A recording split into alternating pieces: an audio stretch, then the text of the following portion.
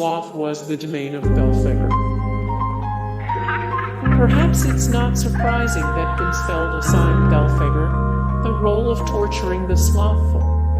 His image is one of the least intimidating of the 7 princes of hell, as he's frequently depicted on a toilet. However, his past forms have also been associated with phalluses and orgies, but even the Lantern of Light assigned him to gluttony, not lust. When summoned, Belphegor is said to offer wealth and inventions, and that connection with wealth, which allows humans to not work, is likely why he ended up being associated with sloth. Binsfeld's belief was that Belphegor tempted people to be lazy and to do evil through their inaction, though he wasn't clear about the means and methods of the torture. It certainly wasn't pleasant. The Wrathful were sentenced to Satan. Satan, distinct from Lucifer in Binsfeld's interpretation of hell's hierarchy, is said to reign over the souls of the Wrathful.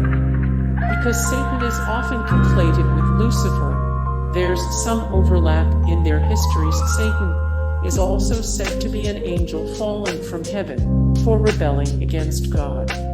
Satan is translated to the adversary, in this case the adversary of mankind. Whereas God is loving and wise, Satan is wrathful towards humanity, reflected in his association with wrath according to Binsfeld's categorization. Often seen as the ruler of hell, Satan is therefore one of, if not the most powerful demons. More Satan: How to Sell Your Soul to the Devil, a practical, step-by-step guide, 237 of 489 things that are not as cool as people think they are, one of 12 terrifying stories about violent archangels that will haunt your dreams. Beelzebub tortured the Gluttonous. Beelzebub is known by a multitude of names, including Lord of the Flies and Ball. The New Testament mentions him as chief of the demons, and Binsfeld associated him with gluttony. Biblically, he's normally associated with diseases, hence the flies, which makes him an odd choice for gluttony. However, Beelzebub has a long and storied history in biblical lore and apocrypha, where he is often characterized as being just below Satan in rank. Some stories actually rank him as above Satan, but Binsfeld didn't seem particularly interested in hierarchies. His reasoning behind connecting Beelzebub and gluttony are unclear, though it's possible that he's drawing a comparison between flies and the consumption of the dead. Lucifer ruled over the Prideful.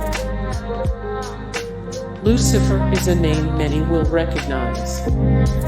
Though the name and its meaning of morning star or light bringer have a variety of applications in various mythologies, Binsfeld used it to refer to the angel who fell from heaven after his attempt to create a new structure of power. Thus, Lucifer, by Binsfeld's classification, represents the sin of pride. He is often considered to be the leader of demons in hell, and is therefore particularly evil and dangerous. Because of his high status and importance, Lucifer is sometimes conflated with Satan. In some stories they are the same, but in others they are separate from one another, because it's difficult to track down Binsfeld's original work.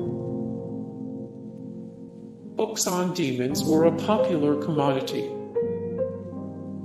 Theologians of Binsfeld's period were quite interested in creating hierarchies for the many inhabitants of hell. While the devil reigned supreme, there were multiple means of classifying his underlings. Prior to King James's 1591 book Demonology, the Lantern of Light and Alfonso de Spina's classification were two of the most prominent.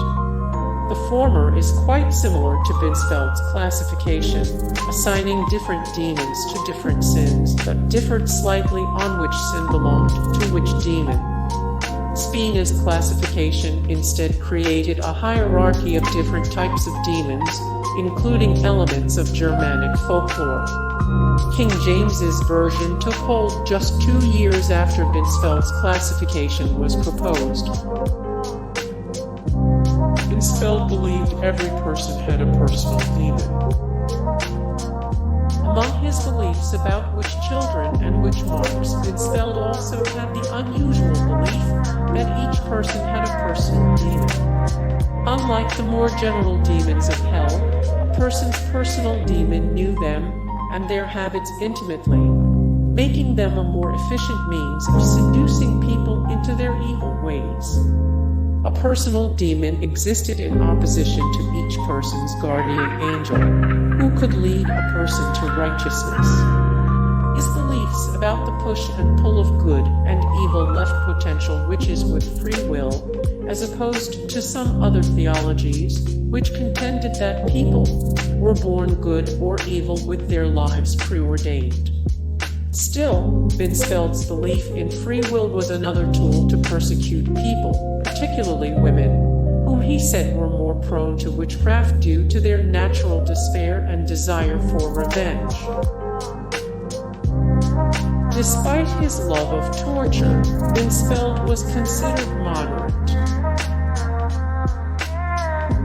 Peter Binsfeld was a torture-loving witch hunter with a flair for writing.